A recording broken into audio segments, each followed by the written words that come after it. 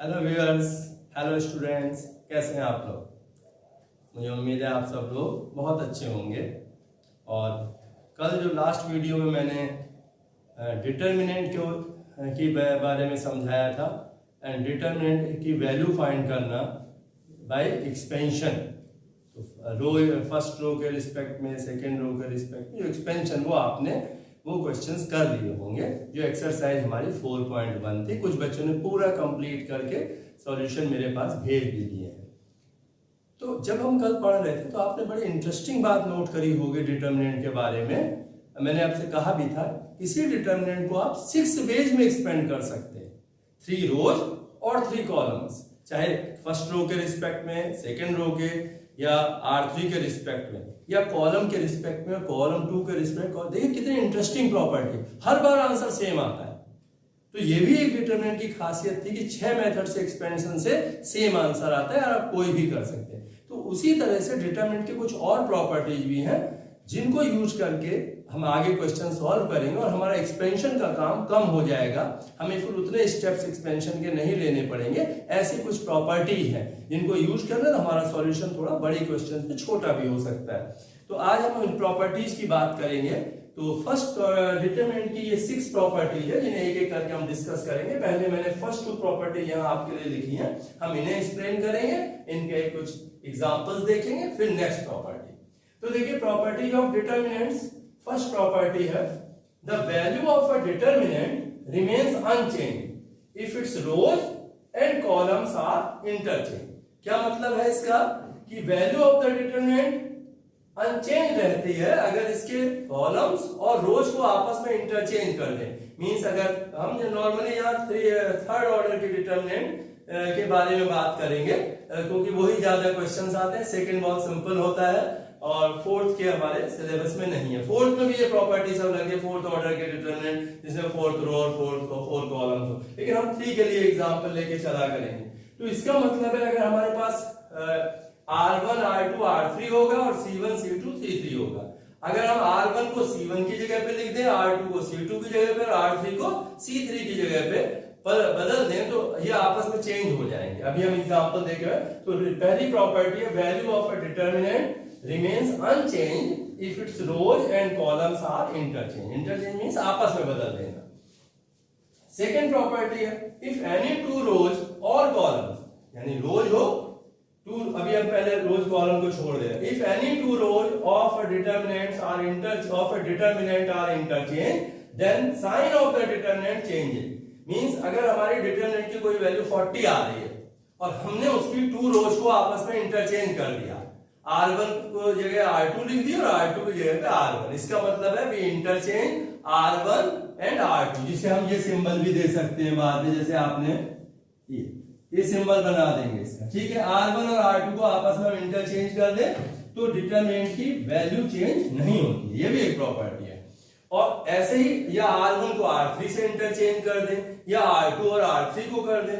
यही बात कॉलम के लिए भी ट्रू है। अगर 2 कॉलम्स को आपस में इंटरचेंज कर दे तो डिटरमिनेंट की वैल्यू चेंज नहीं है, डिटरमिनेंट की वैल्यू चेंज होती है, साइन चेंज हो जाता है। मींस अगर अगर मैंने पहले जो कहा R1 और R2 को आपस में चेंज कर दिया तो वैल्यू की न्यूमेरिकल वैल्यू तो सेम है, साइन चेंज हो जाएगा। अगर पहले आंसर मान लीजिए 40 आ रहा है और आपने R1 और R2 को आपस में बदल दिया और फिर आंसर निकाला तो -40 आएगा। ठीक है, अभी हम इसको इलस्ट्रेशन से देखेंगे। तो क्या लिखा हुआ है, sign of the determinant changes if we interchange any 2 rows और 2 कॉलम्स। रो को रो से चेंज करें 2 रो को आपस में, या 2 कॉलम को आपस में चेंज करें तो साइन डिटरमिनेंट का चेंज हो जाएगा। ठीक है, ये इस बात को अब हम इसको इसके सिंपल वेरिफिकेशन में बहुत प्रूफ भी आपकी बुक में दिया हुआ है कि आप मान लीजिए, मैं जल्दी से आपको बता दे रहा हूं। प्रॉपर्टी 1 ये A1 है, A11 भी कह दे रहे हैं हम। ठीक है, first row first column, first row second column, first row third column, second row first column, second row second column, second row third column, third row first column, third row second column का element, third row third. ये एक determinant है, इसकी कुछ value आएगी। लेकिन अगर हम इस डिटरमिनेंट की 2 रोज पहली बार एक्सप्लेन कर रहा हूं P1, अगर रोज और कॉलम को आपस में आप इंटरचेंज करेंगे तो वैल्यू वही रहेगी। अगर पहले मान लीजिए इसका आंसर आपका कुछ फिक्स आ रहा है, के आ रहा है या तो न्यूमेरिकली कोई 20 आ रहा है, तो जब आप रो और कॉलम को आपस में चेंज करेंगे मींस पहली रो को आपने पहला कॉलम बना दिया, A11, A12, A13, इस एलिमेंट को रो को कॉलम में लिख दिया, दूसरी रो को दूसरे कॉलम में लिख दिया, A21, A22, A23, फॉलो करें आप। थर्ड रो को थर्ड रो, तो इसको क्या कहेंगे, रोज और कॉलम हमने आपस में इंटरचेंज कर दिए, ठीक है। तो फर्स्ट रो को फर्स्ट कॉलम बना दिया, सेकंड रो को सेकंड कॉलम, थर्ड रो को थर्ड कॉलम, तो रो कॉलम में बदल जाएंगे और कॉलम रो में। तब डिटरमिनेंट की वैल्यू वही रहती है जो पहले होगी, कोई फर्क नहीं पड़ेगा। तो इसको बुक में आप एक्सपेंड करें, इसे एक्सपेंशन मेथड से और इसे, दोनों का आंसर सेम आएगा। हम आपको न्यूमेरिकल लेके वेरिफिकेशन या इलस्ट्रेशन दिखा दे रहे हैं, जिससे आपको लगेगा हाँ ये प्रॉपर्टी बिल्कुल सही है और आप खुद भी कर सकते हैं। तो देखिए फर्स्ट मैं सिंपल सी एक डिटरमिनेंट ले रहा हूं, 2 3 1 0 4 2 5 1 0, ओके। तो मैं इसे एक्सपेंड कर ले रहा हूं अभी, ये मेरी फर्स्ट रो है फर्स्ट कॉलम, इसे एक्सपेंशन आप सीख चुके हैं, इसका सीख चुके हैं ना कि अगर आप इसको फर्स्ट रो के रिस्पेक्ट में करें, आप किसके रिस्पेक्ट में ज्यादा अच्छा रहेगा, कॉलम फर्स्ट कॉलम के रिस्पेक्ट में कर लें, क्योंकि एक इसमें जीरो है, एक टर्म कम हो जाएगा हमारा, ओके। तो हम इसकी वैल्यू निकाल रहे हैं, हमने पहले ये लिया +2 और वो साइन तो आपको याद होगा, पक्का याद हो गया ना, पॉजिटिव नेगेटिव पॉजिटिव, ये लिख के रखिए। तो अगर ऐसे करना है कॉलम के रिस्पेक्ट में तो पहले 2 लिखेंगे, ये रो और ये कॉलम छोड़ देंगे, इसका प्रोडक्ट माइनस इसका प्रोडक्ट, तो 4 × 0 0 -2, क्लियर हो गया, 0 -2। पहले पॉजिटिव लिया फिर नेगेटिव आएगा, बोलिए क्या आ जाएगा, आप 0 लेंगे, 0 के करस्पॉन्डिंग खत्म हो जाएगा, लिखने की जरूरत भी नहीं, ठीक है। -0 उसके करस्पॉन्डिंग जो डिटरमिनेंट 2 से 2/2 ऑर्डर की बनेगी वो 0 हो जाएगी।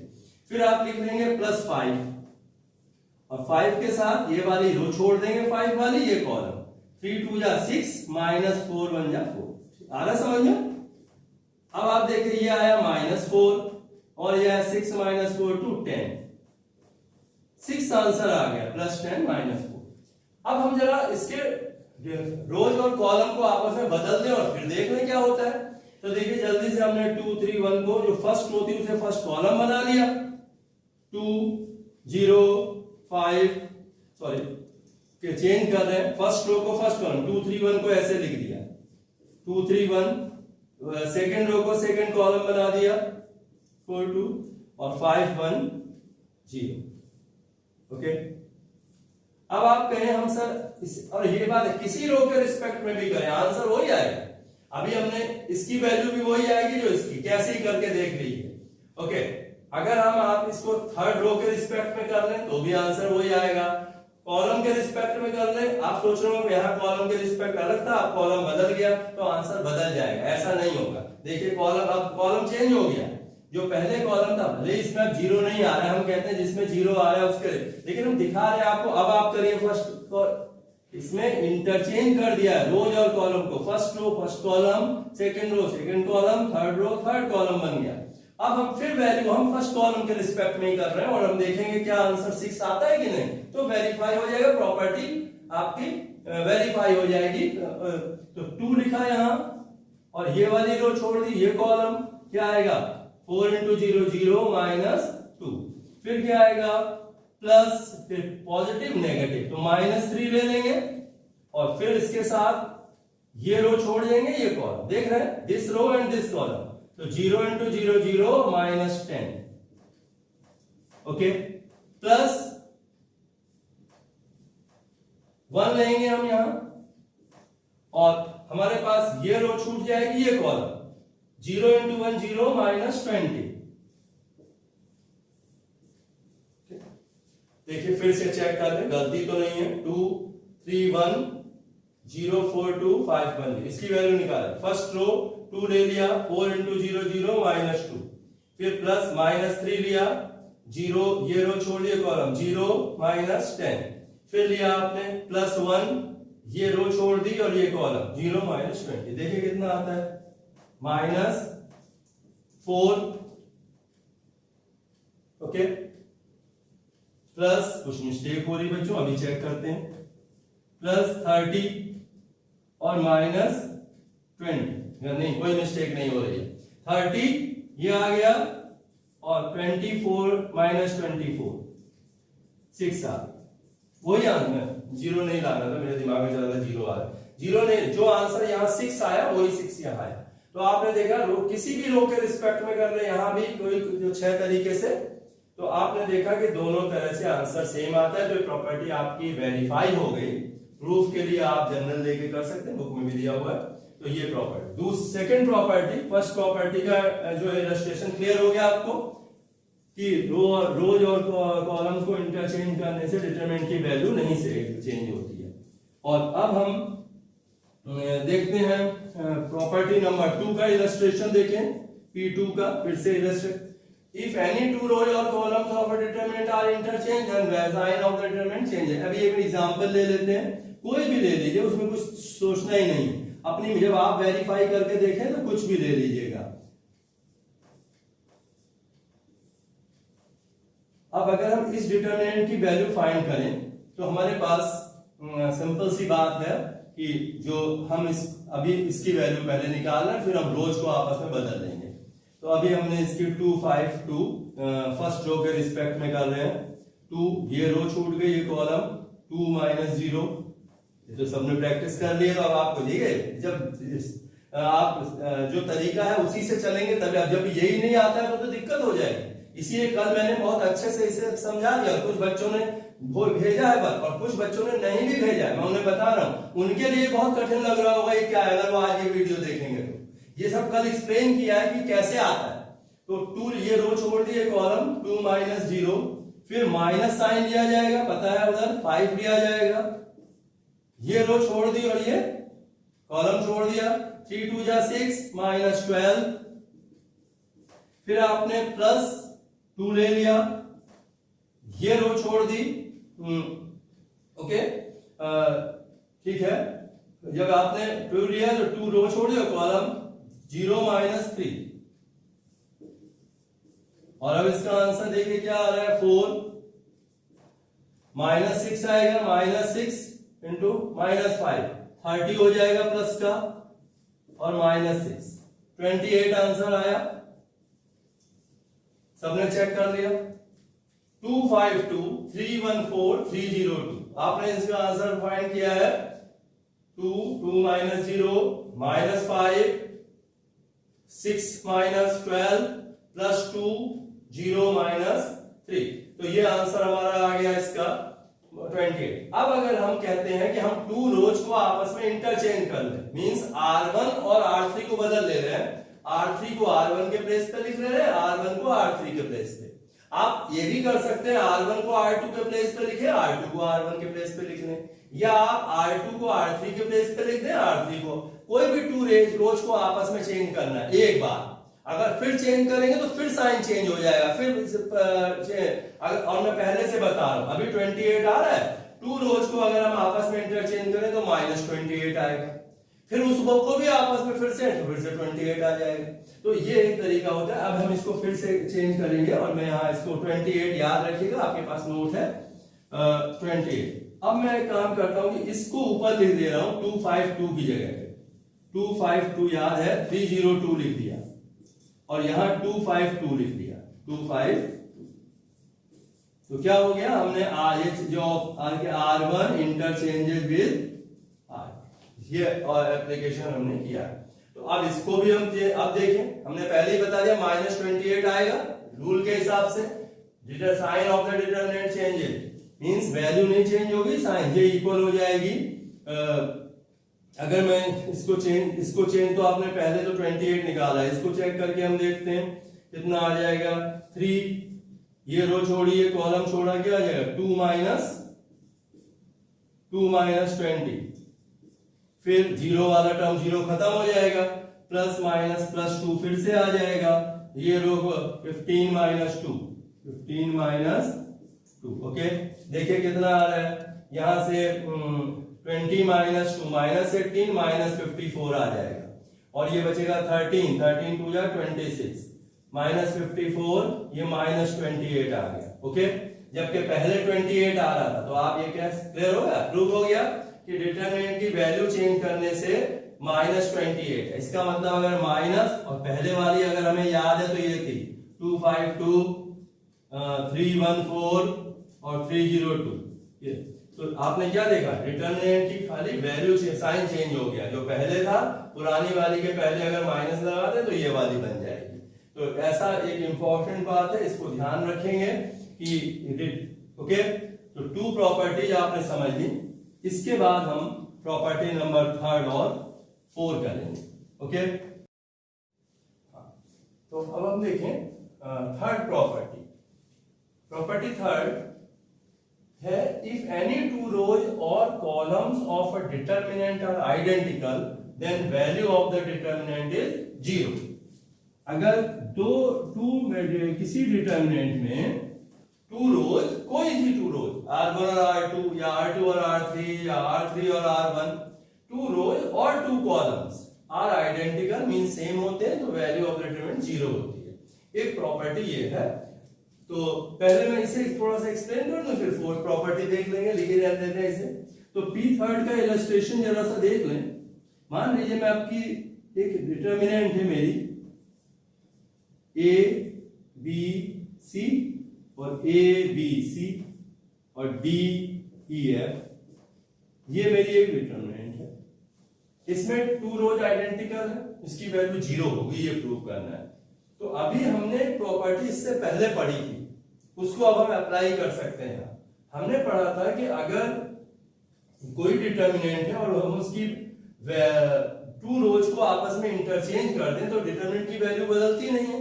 तो मैं ये कहूं ये ABC मैं ऊपर कर दूं और ये ABC नीचे कर दूं, तो कोई फर्क तो पड़ेगा नहीं। अभी मैं ये R1 है, अगर मैं इसे कहूं कि R1 और R2 को मैंने आपस में इंटरचेंज कर दिया तो डिटरमिनेंट की वैल्यू तो बदलेगी नहीं। तो ऐसा करने से मैं ये कह सकता हूं कि मैं अब इसे चेंज करके लिखा मैंने, इसको ऊपर है तो क्या अभी बता दे माइनस आ जाएगा, और ओके ABC क्या किया, ये वाली रो ऊपर ले गया और ये वाला रो नीचे ले आया। दोनों एक चीज आपको पता ही नहीं चल रहा है कि मैंने क्या किया, मैंने ABC इसको ऊपर कर दिया, इसे नीचे, तो क्या हुआ साइन चेंज हो गया। लेकिन डिटरमिनेंट की वैल्यू, तो ये अगर डेल्टा है, मान लो इस डिटरमिनेंट की वैल्यू जो हमें कह रहे हैं कि टू रोज आइडेंटिकल है, तो ये माइनस डेल्टा के भी बराबर यही हुआ। ये आपस में बदल दिया मैंने, तो मैंने कहा ये ऊपर लिखा ये नीचे, चेंज दिख ही नहीं रहा क्योंकि एक सी है। तो लेकिन साइन उस रूल से बदल गया, तो डेल्टा इक्वल्स टू, और ये साइन माइनस लग गया, तो वही चीज दिख रही है आपको देखने में, तो माइनस डेल्टा। अब डेल्टा को इधर ले आया तो 2 delta equals to 0, implies that delta equals to 0। इसका मतलब इस डिटरमिनेंट की वैल्यू 0 है। इसका सिंपल सा प्रूफ था, मैंने इसलिए बता दिया, लेकिन मैं इसको वेरीफाई करके आपको दिखा दे रहा हूं नंबर्स में, तो वो आपको और क्लियर हो जाएगा। आप कभी भी अब इसको डायरेक्ट यूज कर लेंगे। मान लो कहीं लिखा हुआ है 3 2 5 1 3 6 3 2 5, आप इसे फौरन 0 लिख देंगे देखते ही, क्यों, क्योंकि two rows are identical. Okay, अब मैं आपको इसको सॉल्व कर, मैं इतना समझने से आप अब समझ गए होंगे। एक बार आप इसका एक्सपेंशन कर लीजिए 3 2 5 1 3 6 3 2 5 का। ओके, तो एक्सपेंशन करते ही 0 ही आएगा। फर्स्ट रो के रिस्पेक्ट में कर दीजिए, सेकंड रो के रिस्पेक्ट में कर दीजिए। आप एक 0 ले लीजिए, यहाँ और छोटा करना है तो इसे क्या प्रैक्टिस के लिए, तो इसकी वैल्यू आप फर्स्ट रो के रिस्पेक्ट में निकालिए, 0 आएगी। मुझे करने की जरूरत है, तो कभी भी टू रोज आइडेंटिकल, सॉरी अब यहाँ 3 2 0 यहाँ भी लिखेंगे, तो लिख देंगे since R1 is equal to R2। तो इसका प्रूफ है, बिल्कुल सिंपल है, वेरिफिकेशन भी है। R1 और R2 सेम है, अगर दो कॉलम सेम हो तो भी यहाँ पे 0।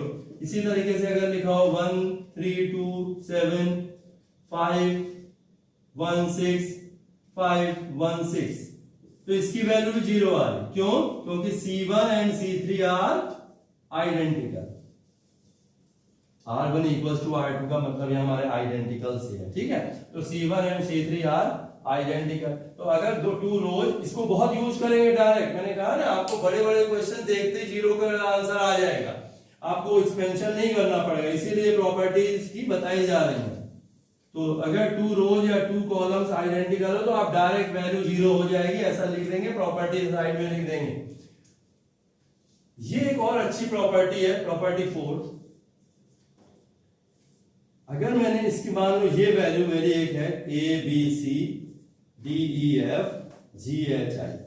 ये एक डिटर्मिनेंट है और मैं इस डिटर्मिनेंट के हर एलिमेंट को k से मल्टीप्लाई कर देता हूं। ये दिस इज डेल्टा, मान लीजिए इसका आंसर 40 आ रहा है, जिसे मैंने डेल्टा से डिनोट किया, ठीक है। और अब मैंने इसके हर, यहाँ पे देखिए इसका एप्लीकेशन प्रॉपर्टी 4 का ABC वैसे ही लिखा, इसको k से मल्टी किसी को भी कर सकते हैं, मैं पहली आप फर्स्ट कॉलम में कर सकते हैं, सेकंड कॉलम में कर सकते हैं, थर्ड कॉलम में कर सकते हैं, तो मैंने फर्स्ट कॉलम में कर दिया KA KB KC और नीचे है DEF और GHI, ओके। अगर ABCDEFGHI डेल्टा के इक्वल आ रहा था, ओके, तो अगर k से मल्टीप्लाई करा तो अब जो आंसर आएगा वो k टाइम्स डेल्टा आएगा, ओके। कहने का मतलब अगर मान लो किसी डिटरमिनेंट का आंसर 40 आ रहा है और आपने फर्स्ट रो में 3 से मल्टीप्लाई कर दिया तो आप डायरेक्ट आंसर 120 लिख देंगे, आपको दोबारा से उसे कैलकुलेट करने की जरूरत नहीं। तो ये जो प्रॉपर्टी है वो ज्यादातर हमारा कॉमन लेने के लिए काम में आती है। तो ये दोनों प्रॉपर्टीज आप अच्छे से समझ गए हैं। मैं इस पे एक क्वेश्चन छोटा सा लूंगा, ये आपको नोट कर लीजिएगा, मैं, ठीक है। तो अब मैं इस पे सिंपल सा क्वेश्चन आपको बताता हूं, देखिए कोई बड़ा सा क्वेश्चन, इसकी हेल्प से कितना आसान हो जाएगा। जो आप कैलकुलेशन से करेंगे तो आपको कितना टाइम लगेगा, और प्रॉपर्टी यूज करके मैं अपनी मर्जी से क्वेश्चन बना दे रहा हूं, कोई भी आप भी बना लेंगे थोड़ी देर में। मैं यहां लिख दे रहा हूं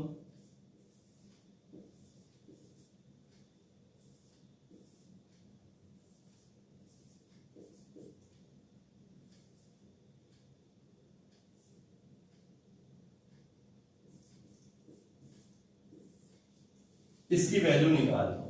आप जानते हैं बड़ी सी डिटरमिनेंट लग रही है आपको, अगर आप इसकी वैल्यू निकालें 18, फिर ये रो, फिर ये कॉलम छोड़ के फर्स्ट रो, किसी भी रो या कॉलम के रिस्पेक्ट में एक्सपेंड करके इसकी वैल्यू फाइंड कर सकते हैं, जिसमें टाइम लगेगा थोड़ा सा, और कैलकुलेशन में भी बहुत ध्यान रखना पड़ेगा। मल्टीपल यहाँ एक बड़ा आसान सा तरीका है, अगर आप गौर करेंगे, नोटिस करेंगे, ऑब्जर्व करेंगे इसे गौर से, तो आप देखेंगे 6 3 या 18, 6 4 या 24, 6 10 या 60, तो 6 कॉमन है सब, ओके।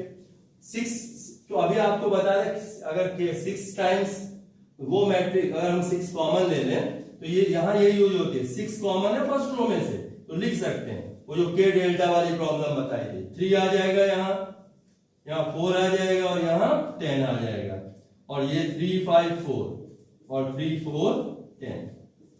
और अब आप क्या किया, कौन सी प्रॉपर्टी लगाएगी, k टाइम्स डेल्टा हो जाती है। अगर किसी रो को k से मल्टीप्लाई करें तो डिटरमिनेंट की वैल्यू, जो नई डिटरमिनेंट मिलती है वो k टाइम्स होती है। तो यहाँ ये डिटरमिनेंट थी, इसको 6 से मल्टीप्लाई कर दिया तो ये आ गया, तो जो पहले वैल्यू आ रही है वो 6 टाइम्स हो जाएगी, तो इसलिए ये इसके इक्वल होगा, ठीक है। और अब एक और प्रॉपर्टी आपने पढ़ी थी कि अगर 2 रोज आइडेंटिकल होती हैं तो डिटरमिनेंट की वैल्यू 0 होती है, तो इसे लिख देंगे 6 into 0 equals to 0, the bracket में property since R1 and R3 are identical। तो ये बहुत अच्छी प्रॉपर्टी है, 1 मार्क में क्वेश्चन आते हैं, बड़े क्वेश्चंस में भी आपको आसानी होगी, एक्सपेंशंस के क्वेश्चन भी आएंगे। तो ये आपने देखा कि दोनों प्रॉपर्टी का यूज कर लिया हमने, प्रॉपर्टी नंबर 3 और प्रॉपर्टी नंबर 4 का। ये कोई चीज कॉलम में भी हो सकती है, कॉलम में अगर कॉमन है इसमें आप ले सकते हैं कॉलम में कॉमन, ठीक है, लेकिन कॉलम से वो चीज नहीं आएगी, यहाँ एक सी हो जाए तो ये ठीक हो गया, ओके। अब हम देखेंगे property number 4 5 and property number 6।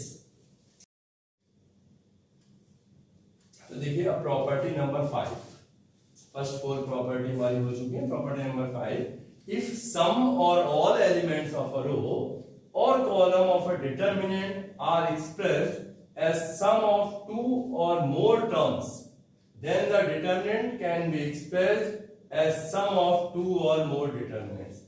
अगर किसी डिटरमिनेंट के, किसी रो के या किसी कॉलम के सभी एलिमेंट्स को या कुछ एलिमेंट्स को आप टू टर्म्स के सम के फॉर्म में लिख सकते हैं, तो वो डिटर्मिनेंट को आप स्प्लिट कर सकते हैं, टू पार्ट्स में ब्रेक करके लिख सकते हैं। कैसे, वो एक एग्जांपल से पहले मैं उसका मीनिंग समझा दे रहा हूं। प्रूफ सिंपल है, प्रूफ आप कर सकते हैं, बुक में भी दिया, फिर मैं क्वेश्चन बताने की कोशिश करूंगा आपको। तो देखिए a plus alpha, b plus beta, c plus gamma, d e f g h i, यहाँ आप देख रहे हैं 3 रोज है, लेकिन जो फर्स्ट रो है उसके जो सभी एलिमेंट्स, यहाँ लिखा था इफ सम और ऑल, या सम एलिमेंट और सम, सारे एलिमेंट्स हैं। First element a plus alpha लिखा है, second element b plus beta लिखा है, third element c plus gamma लिखा है। तो इस डिटरमिनेंट को आप टू डिटरमिनेंट में कैसे ब्रेक कर सकते हैं? एक में only a b c d e f g h i लिख दीजिए, a b c d e f g h i, okay. और दूसरे में लिख दीजिए plus alpha beta gamma, alpha beta gamma, D F और जी एच आई। ठीक है बच्चों, सिंपल प्रूफ है।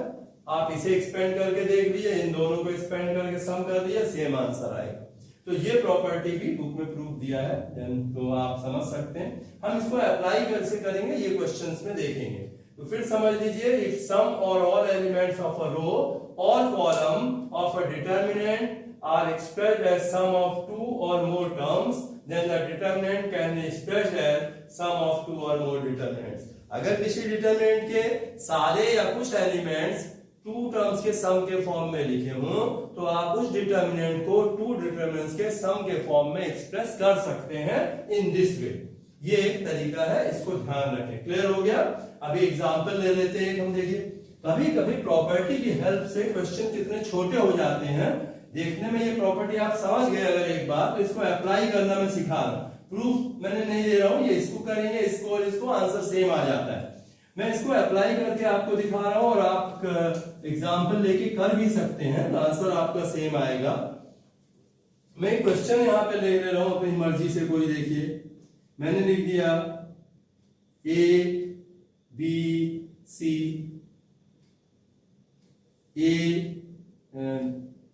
ओके, ए बी सी यहां लिख दिया, a plus 3x, b plus 3y, c plus 3z और d e f। ये एक डिटरमिनेंट है। आपसे कहा जाए इसकी वैल्यू फाइंड करिए, तो आपको एक्सपेंशन से कितना टाइम लगेगा आप समझ सकते हैं। पहले आप ए लिखेंगे, ये रो छोड़ेंगे, कॉलम छोड़ेंगे, इसको मल्टीप्लाई, माइनस इसको मल्टीप्लाई, प्लस फिर ए प्लस, फिर पॉजिटिव नेगेटिव लेंगे, माइनस बी, ये रो छोड़ेंगे, ये कॉलम छोड़ेंगे, इसको इससे मल्टीप्लाई, माइनस इसको इस, फिर प्लस सी लेंगे, ये कॉलम छोड़ेंगे, रो छोड़ेंगे, इसको इस, फिर उन सबको सिंप्लीफाई करेंगे, क्या कैंसिल हो रहा है, क्या बच रहा है, और जो आएगा वो आपका आंसर हो जाएगा। ठीक है, लेकिन इस डिटरमिनेंट को मैंने जानबूझ के कुछ ऐसा लिखा कि 2 स्टेप में इसका आंसर आ जाएगा। और वो आंसर कैसे आ रहा है देखिए, सबसे पहले आपको बताया यहाँ सेकंड डिटरमिनेंट जो है वो टू टर्म्स के सम के फॉर्म में लिखी हुई है। उसका हर एलिमेंट, जैसे फर्स्ट को a प्लस 3x लिखा है, सेकंड में b प्लस 3y लिखा है, थर्ड में c प्लस 3z लिखा है। तो मैं एक काम करता हूं, यहां से a b c, अभी proper a b c, okay, sorry यहां पे मैं x y z लिख दे रहा हूं बच्चों, ठीक है, सॉरी x y z थोड़ा सा चेंज कर दिया मैंने, तो मतलब और छोटा बना रहा है, और तो आपको प्रॉपर्टी सिखाना चाहता हूं। तो ए बी सी और यहां आ गया x y z। अब आपने देखा था प्लस से, तो प्लस से अलग कर देंगे, और पहली रो में आ जाएगा ए बी सी, 3x 3y 3z और x y z। ओके, अब आप देखते हैं ये तो 0 आ ही गया, क्योंकि 2 रोज आइडेंटिकल है इसमें, और ये भी 0 है। एक्चुअली ये x y z है, जब 3 कॉमन ले लेंगे, बताया कॉमन ले सकते हैं, तो 3 कॉमन आएगा अंदर x y z, तो ये 0 आ गया, प्लस 3 बाहर आ गया, a b c x y z,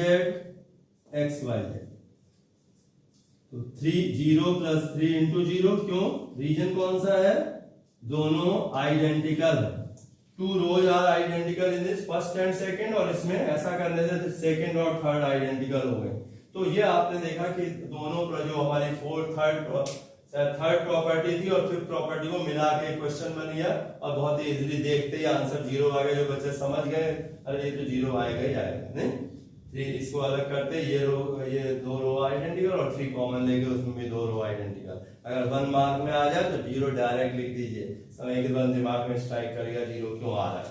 ठीक है, तो अब हम देखेंगे क्वेश्चन नंबर, इसके बाद ये हो गया हमारा, अभी प्रॉपर्टी 6 रह गई है एक्सप्लेन करने को, तो इसे भी बता देते हैं जल्दी से, फिर हम कुछ 2-3 क्वेश्चंस करेंगे। तो प्रॉपर्टी 6 जो है उस पे कोई एक एग्जाम का इलस्ट्रेशन बताएं कैसे होगा। If to each element of any row और कॉलम, अगर ऑफ अ मैट्रिक्स, किसी रो के हर एलिमेंट में या हर किसी कॉलम के हर एलिमेंट में the equimultiples of corresponding elements of any other row और column. Okay, equimultiple means multiplying with the same constant, same number. अभी एक्सप्लेन करें, equimultiples of corresponding elements of any other row or column are added, the value of the determinant remains same। देखिए मैं यहाँ लिखूं A B C D E F G H I। अभी तक मैं आपको बार-बार रो की बात बता रहा हूं, आपके कॉलम में कर देते हैं।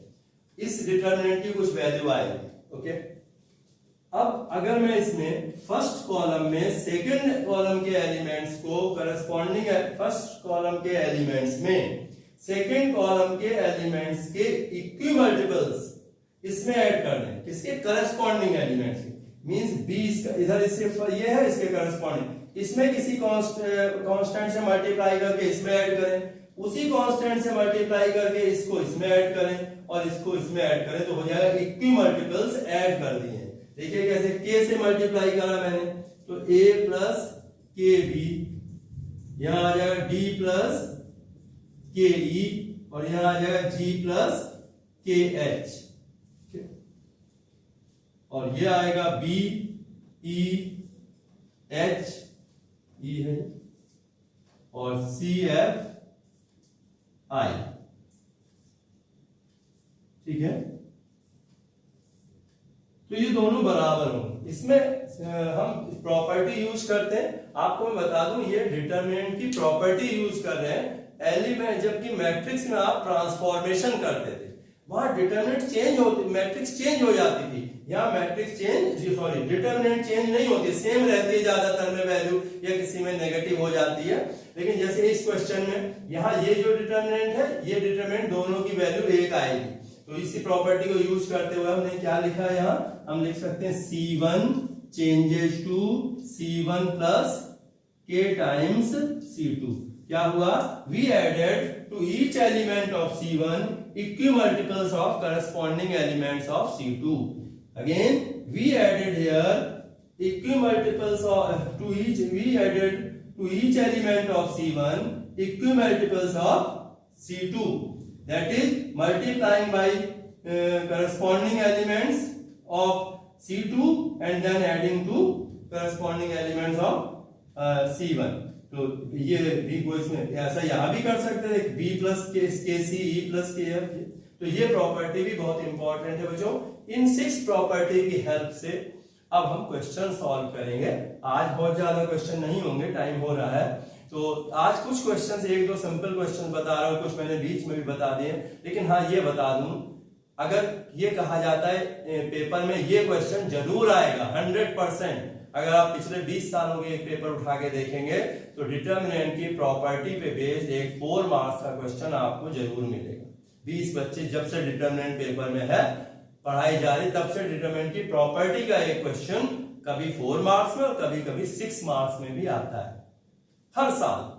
तो आप ये 2 दिन की मेहनत है आपकी, 2 दिन आप इसे अच्छे से समझ लीजिए। आज प्रॉपर्टी समझ लीजिए, कल और परसों में इसके क्वेश्चंस कर डालिए ढेर सारे, पिछले साल के सारे क्वेश्चंस आप देखेंगे, बहुत आसान लगेगा और एक क्वेश्चन आपका तैयार हो जाएगा एग्जाम के लिए। अभी से बोर्ड एग्जाम के लिए एक क्वेश्चन तैयार हो जाएगा, तो इसका ध्यान रखेंगे। सबसे अभी तक जो सबसे ज्यादा जिसे कॉन्फिडेंस के साथ मैं कह सकता हूँ ये क्वेश्चन जरूर आता है, वो यही क्वेश्चन है जो प्रॉपर्टी पे बेस्ड है। अब जल्दी से हम कुछ क्वेश्चन सॉल्व करेंगे आज, कुछ छोटे छोटे, बड़े क्वेश्चंस कर लेंगे, जिससे आपको एक और आइडिया लग जाए कि अच्छा एक प्रॉपर्टी से मेथड क्वेश्चन इतना आसान हो जाता है। तो देखिए मैं सबसे पहले बुक से ही क्वेश्चन दे रहा हूं, कहीं और से जो आपकी सिंपल एनसीईआरटी बुक से पहले से क्वेश्चंस है। फर्स्ट क्वेश्चन दिया हुआ है, प्रूव करना है x a and then x plus a y b y plus b z c z plus c, prove that this equal to 0। या ये भी हो सकता है एग्जाम में आ जाए, the value of this determinant is, और 4 आंसर दिए हो।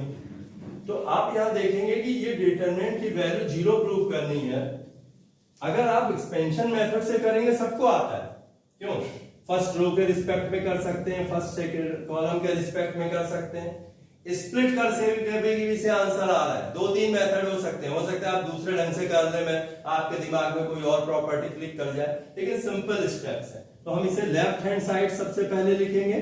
जो हमारी डिटरमिनेंट है x a x plus a, y b y plus b, z c z plus c। अभी लास्ट की प्रॉपर्टी, जो लास्ट में प्रॉपर्टी बताइए ना, प्रॉपर्टी नंबर 6 कि इक्वी मल्टीपल्स को ऐड कर देते हैं, करस्पॉन्ड किसी रो या कॉलम के करस्पॉन्डिंग एलिमेंट्स को इक्वी मल्टीपल्स दूसरी रो या कॉलम के एलिमेंट से ऐड करने से डिटरमिनेंट की वैल्यू नहीं। वो सबसे इंपॉर्टेंट प्रॉपर्टी जो लास्ट में मैंने प्रूव की है, वो मैं यहां अप्लाई कर रहा हूं।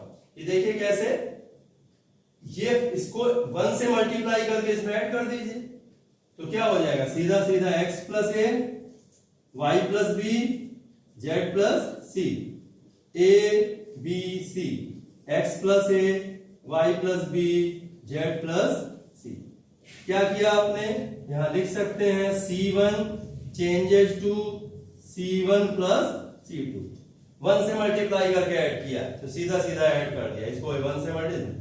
अब इसमें देख जो c1 और c3 सेम आ गए, तो लिख देंगे डायरेक्ट आंसर आ गया 0, since c1 and c3 are identical. अगर आप बड़े ढंग से करेंगे तो बहुत टाइम लगेगा आपको करने में एक्सपेंशन से। तो और ये भी समझिए, अगर पेपर में आया कि इसको 0 प्रूव करिए, आपके दिमाग में प्रॉपर्टी क्लिक नहीं कर रही है और आपने इसे एक्सपेंशन से कर दिया, तो आपको 0 मार्क्स मिलेंगे। क्योंकि अगर ये प्रॉपर्टी को यूज करके करना है और आपने प्रॉपर्टी एक भी यूज नहीं करी और डायरेक्ट पूरा एक्सपेंशन से आंसर निकाला, तो मार्क्स कट जाते हैं। तो जब यहाँ प्रॉपर्टी यूज करें तो 2 स्टेप, तो बहुत टाइम लगता है इसे करने।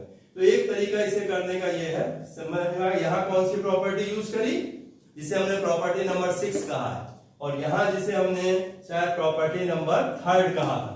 तो ओके, तो प्रॉपर्टी 3 और 6 को यूज करके हो गया, हम लिख दिया करेंगे, नंबर से कोई इतना वो नहीं है। इसका एक सेकंड तरीका, दूसरे तरीका देख लीजिए जल्दी से। ये डिटरमिनेंट मैं इसे मिटा दे रहा हूं, ये आपने लिख लिया। अगर इस डिटरमिनेंट को ये भी बताया था किसी रो या कॉलम के एलिमेंट्स 2 टर्म्स के सम और सम के फॉर्म में है, तो हम उसे 2 डिटरमिनेंट्स में ब्रेक कर सकते हैं। तो कुछ लोग ये भी कह देते हैं, पहले लिख दें x a x y b y z c z plus, अब इसको अलग कर दें, x a a y b b और z c c। यहां से ब्रेक कर दिया, 2 बार में स्प्लिट कर दिया 2। अब इसमें ये 2 कॉलम x है और इसमें ये 2 कॉलम x है, तो ये भी 0 हो गया और ये भी 0 हो गया, 0। यहां लिख देंगे since 2 columns are identical in first c1 and c3 are identical and in second c2, तो दोनों की वैल्यू 0 हो जाएगी। तो ये भी प्रॉपर्टी से आपने इसको सॉल्व कर लिया। बस मैं एक क्वेश्चन और लूंगा और आज आप प्रॉपर्टी को अच्छे से स्टडी करें, अपनी नोटबुक में इसको लिख लीजिएगा, समझिएगा, दिमाग में बिठा लिए और बुक के एग्जांपल्स कर लीजिएगा। हम एक्सरसाइज से कुछ क्वेश्चंस करा दे रहे हैं, और अगर एक्सरसाइज से आप कर रहे हैं तो ट्राई करेंगे 4.2 आज, लेकिन एग्जांपल पहले करें। देखिए एक छोटा सा क्वेश्चन है, 3 2 7 65, फिर दिया हुआ है 3 8। ये एक्सरसाइज चल रही है 4.2, उसका थर्ड क्वेश्चन है 3 8 75 5 9 9 and 86। इसकी वैल्यू 0 लानी है, प्रूव करना है, प्रूव दैट।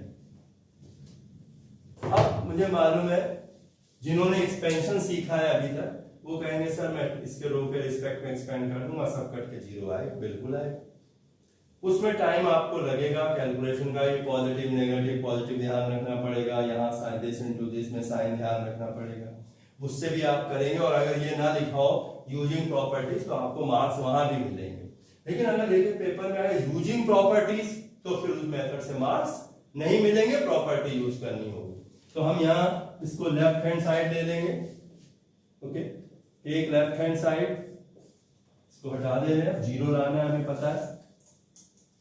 गौर से थोड़ा ऑब्जर्वेशन बहुत जरूरी है मैथमेटिक्स में, कुछ गौर से देखिए। अगर यहाँ पे ये 65 है, 75 है, 86 है, 7 8 9 है, दिमाग में आया 9, ये इसको इसके क्लोज लाने के लिए 9 7 जा 63 होता है, प्लस 2 65 हो जाता है, 9 8 जा 72 प्लस 3 75, 9 9 जा 81 प्लस 5 86।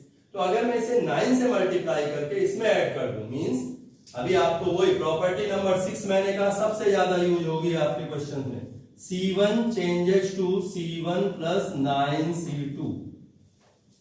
तो 9 से अब टेबल याद हो, 9 7 जा 63 और 2 65, 9 8 जा 72 और 3 75, 9 9 जा 81 और 5 86, और 7 8 9 65 75 86। अब लिख दीजिए डायरेक्ट 0, क्यों? क्योंकि C1 and C3 are identical. Okay, अब मुझसे बच्चे कहते हैं सर इसको ऐसे भी कर सकते थे कि इसे 9 से मल्टीप्लाई करके इसमें से माइनस कर देते। हाँ, 9 7 जा 63, 65 माइनस 63 2, 65 माइनस 72 3, 86 माइनस 81 5। तो यहाँ 2 3 5 आ जाता तो भी लिख सकते थे। मींस आप ये भी कर सकते थे C3 changes to C3 minus 9C2, तो भी C1 और C3 को इक्वल हो जाते। तो ये आज का काम है बच्चों, हम लोगों ने फर्स्ट 6 प्रॉपर्टीज पढ़ ली। एक बड़ा काम आज हो गया जिससे हमारा एक क्वेश्चन पेपर में आएगा। हम लोग अब नेक्स्ट टर्न पे कुछ क्वेश्चन सॉल्व करें, क्योंकि प्रॉपर्टीज तो आपको समझी हुई होनी चाहिए, उनका एप्लीकेशन आना चाहिए। एग्जाम में ये नहीं आएगा राइट प्रॉपर्टी नंबर दिस और प्रूव दिस, आपको समझना चाहिए हमें अप्लाई कैसे करना है। इसके लिए एक 4.2 एक्सरसाइज है, आज आप एग्जाम्पल्स करिएगा। तो आज का होमवर्क है सारी प्रॉपर्टीज को नोट करिए, समझिए और उस पे बेस्ड एक्सरसाइज 4.2 के पहले एग्जाम्पल्स करिए। टाइम आपके पास और बचता है तो 4.2 एक्सरसाइज के क्वेश्चंस करिए। कल हम लोग एक्सरसाइज 4.2 करेंगे। ओके, तो अपना ध्यान रखें और ये पढ़ाई को करिएगा। Okay, thank you very much.